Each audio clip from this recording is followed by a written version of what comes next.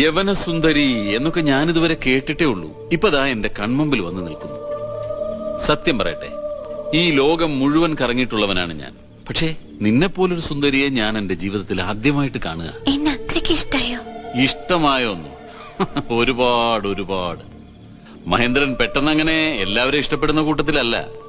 അത്രയ്ക്ക് ഇഷ്ടായെങ്കിൽ തമ്പുരാൻ എന്നെ കല്യാണം കഴിക്കോ?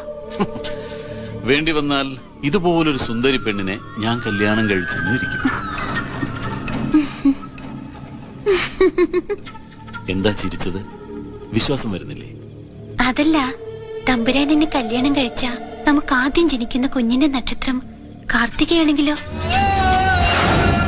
ആ കുഞ്ഞിനെ തമ്പുരാൻ കൊല്ലില്ലേ? ആരാ നീ?